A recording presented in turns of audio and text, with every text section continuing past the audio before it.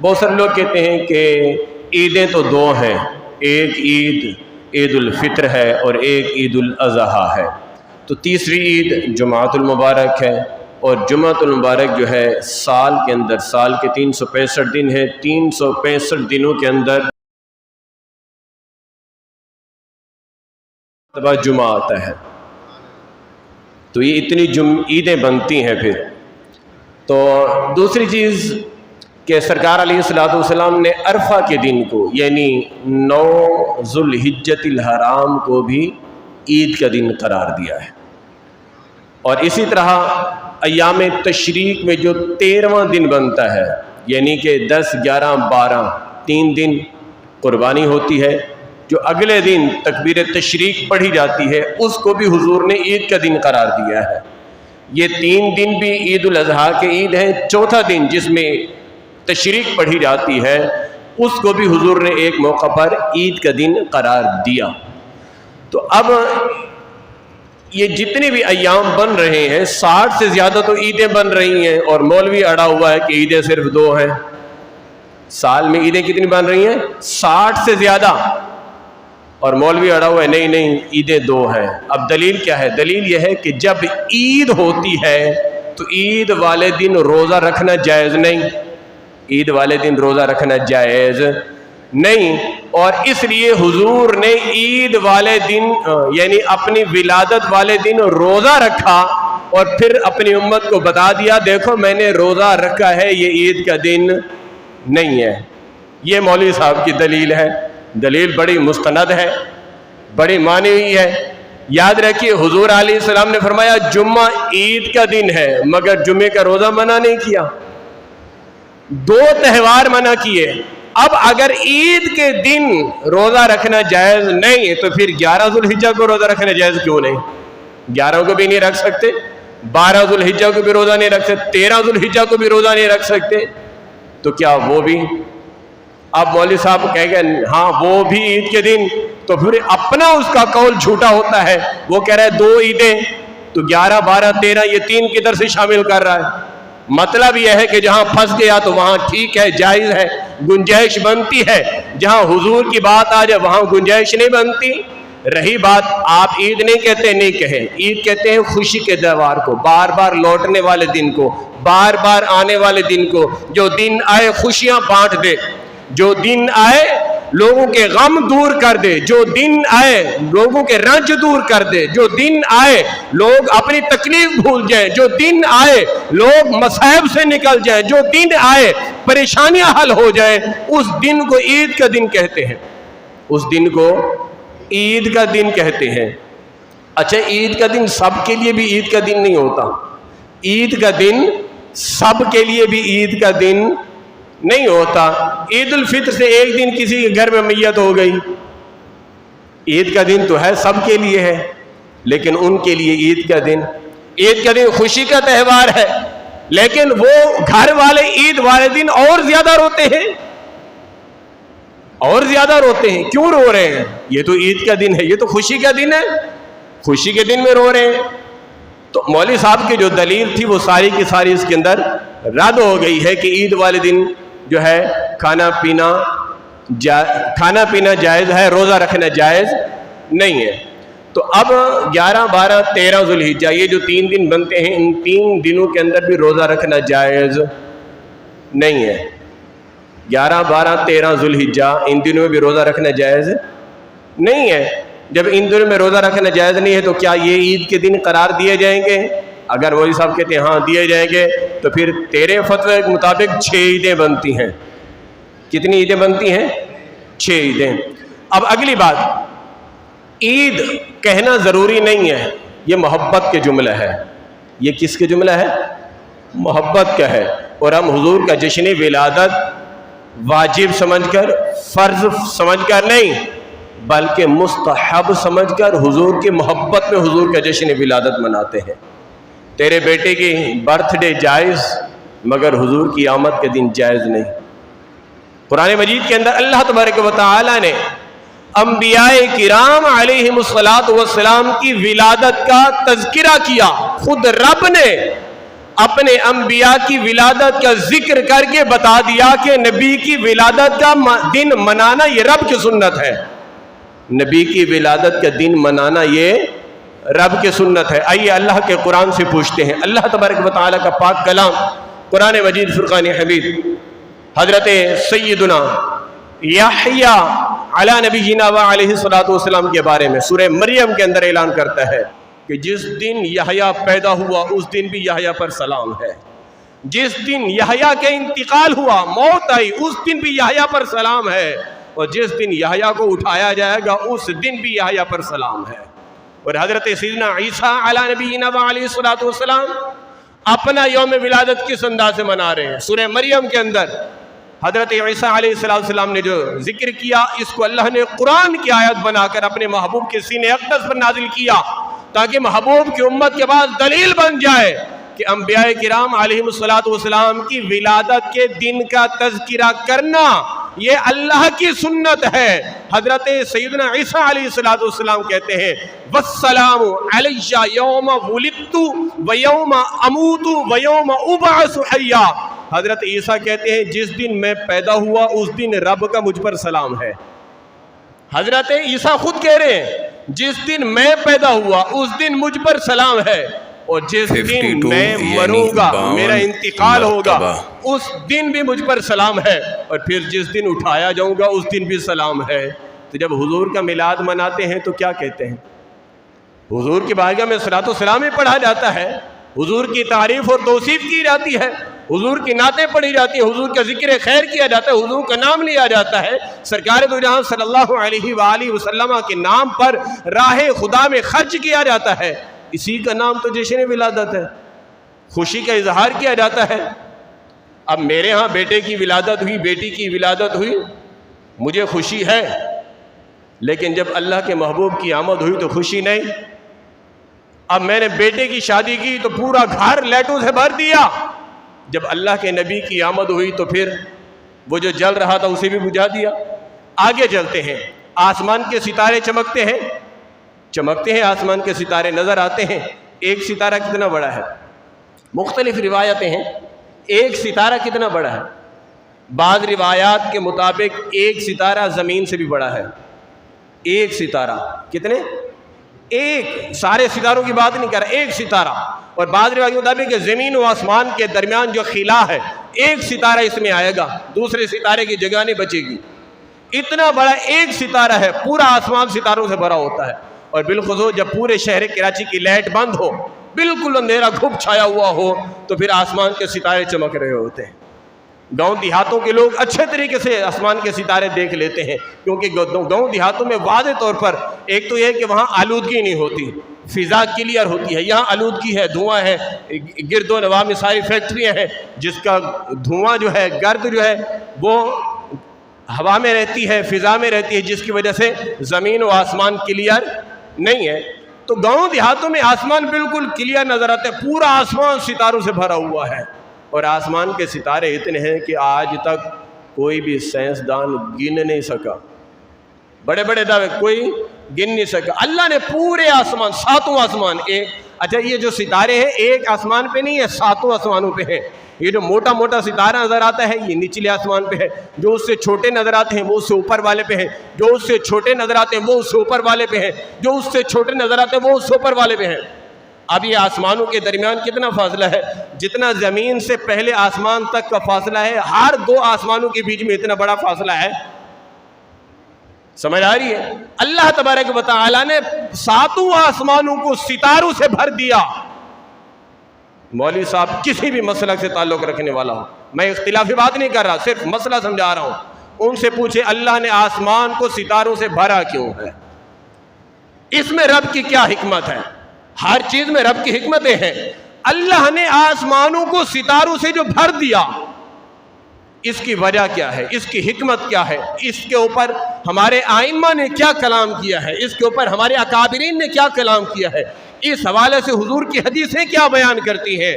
تو روایات کا مفہوم یہی ملتا ہے. اللہ تبارک و تعالی نے ازل سے یہ فیصلہ فرمایا تھا کہ میں اپنے محبوب کو معراج کی رات لا مکان پہ بھلا کے اپنا دیدار کراؤں گا. اللہ تبارک و تعالیٰ نے اپنے محبوب کو لا مقام پہ بلانا تھا تو محبوب نے آسمانوں سے ہوتے ہوئے جانا تھا، تو اللہ تبارک و تعالیٰ نے اپنے محبوب کی آمد کی خوشی کے اندر ساتوں آسمانوں کو ستاروں سے چمکا دیا۔ جب اللہ نے آسمان کو سجا دیا تو اللہ کا بندہ، حضور کا کلمہ پڑھنے والا، حضور کا غلام اگر اپنے گھر پر وہ ستارے چمک دمک والے لگا دے تو ہمیں پریشان ہونے کی ضرورت نہیں ہے، ہمیں پریشان ہونا بھی نہیں چاہیے، کیونکہ جب بیٹے کی شادی کی خوشی میں قرآن سے پوچھتے ہو یہ لائٹ لگانا جائز ہے؟ کبھی پوچھا؟ کبھی پوچھا؟ قرآن سے پوچھا شادی ہال 2 لاکھ کا بک کرانا جائز ہے؟ یار 2 لاکھ کے اندر غریب کی شادی کرا دیتے، شادی ہال تو شرط نہیں ہے، 300 مہمانوں کو بلانا شرط ہے نکاح کے لیے؟ اتنا بڑا اہتمام کرنا ضروری ہے؟ نہیں، بلکہ شریعت میں منع کیا گیا ہے، اور حضور نے ارشاد فرمایا اللہ کی بارگاہ میں سب سے پسندیدہ نکاح وہ ہے جس میں تھوڑے لوگ ہوں، جس میں تھوڑے لوگ ہوں۔ ہم کہتے ہیں خاندان میں ہماری ناک کٹ جائے گی، کیا منہ دکھائیں گے؟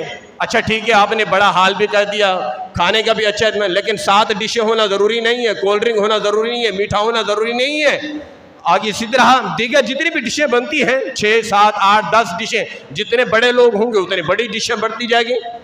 کئی ایسے نکاح بھی ہوتے ہیں جہاں 30 ڈشیں ہوتی ہیں، یہ نکاح کا حصہ تو نہیں ہے۔ اور جو نکاح ضروری، سب سے بڑی مزے کی بات آپ کو بتاتا چلوں، جس کے بغیر گزارا نہیں ہے، جس کے بغیر نکاح نہیں ہے، اس مولوی کو جب پیسے دینے کی باری آتی ہے، فیس دینے کی باری آتی ہے، مولوی صاحب 2000 لے لو نا یار۔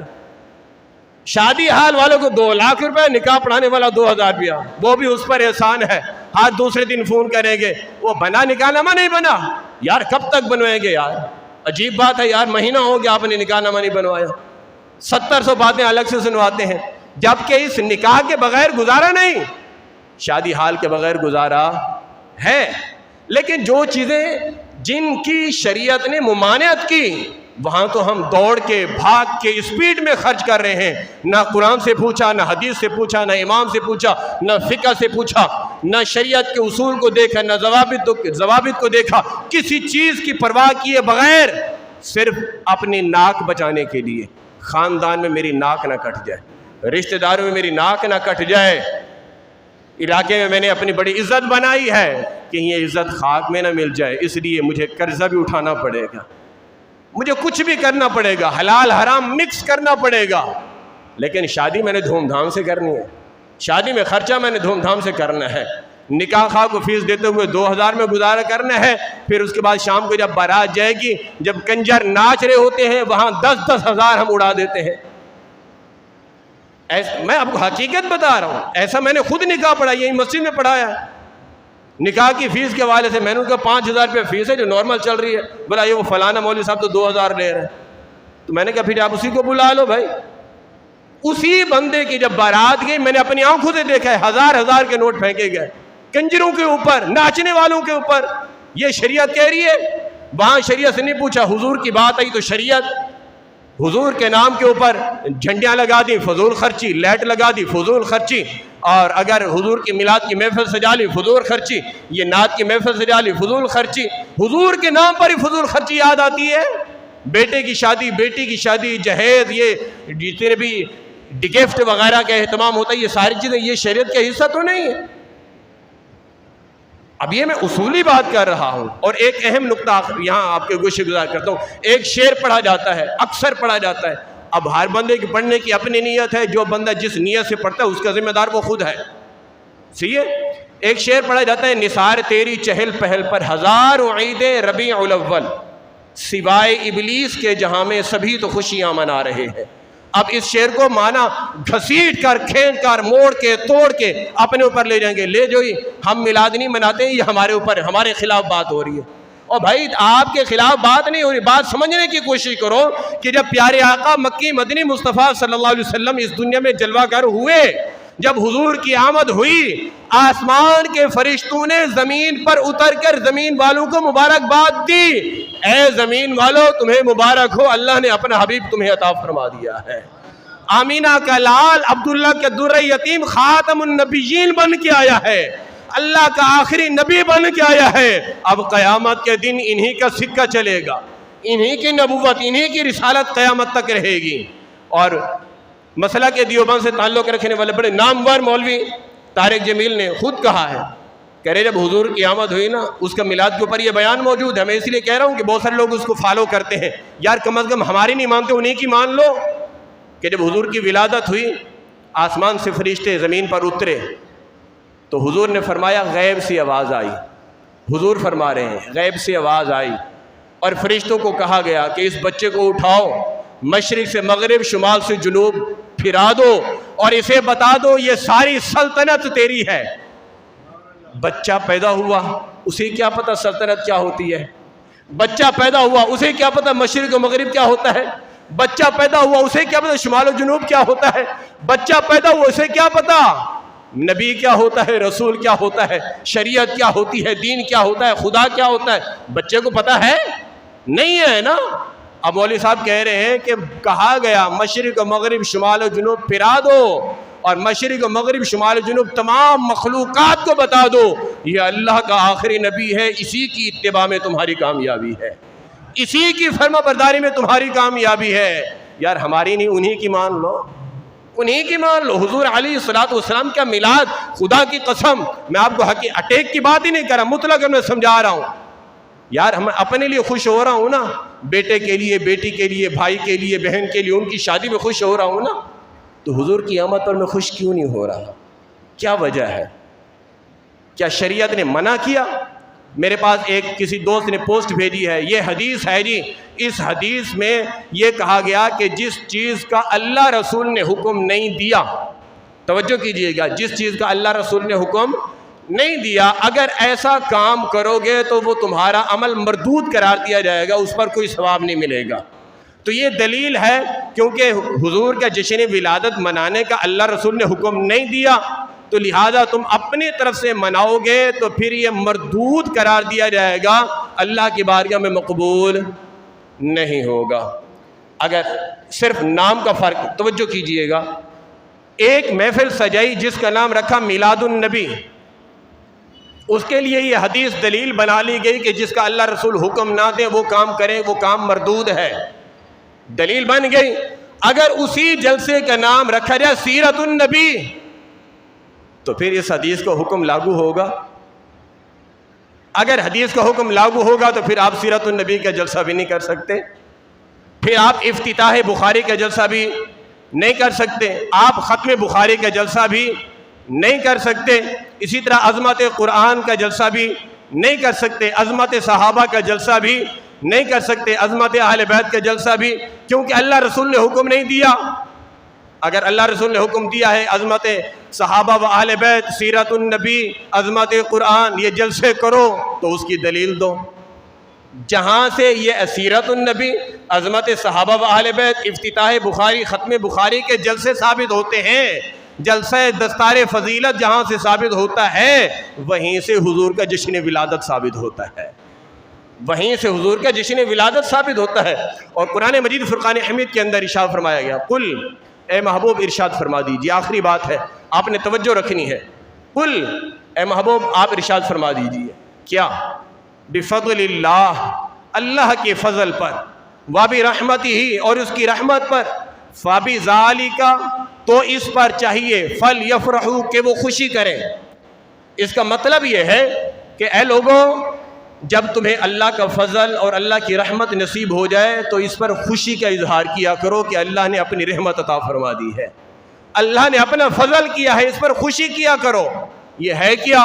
تو قرآن نے آگے جواب کیا، ہوا خیر مما یجمعون، کہ تم نے پوری زندگی جو کچھ جمع کیا ہے، پوری زندگی، ہوا خیر مما یجمعون، جو کچھ تم نے جمع کیا ہے وہ سب کچھ جمع کرنا ایک پلڑے میں رکھا جائے اور اللہ کے فضل پر اور اللہ کی رحمت پر خوش ہونا دوسرے پلڑے میں رکھا جائے، تو یہ جو صرف خوشی ہے یہ سب پہ بھاری ہے اور اس کا پلڑا بھاری رہ جائے گا۔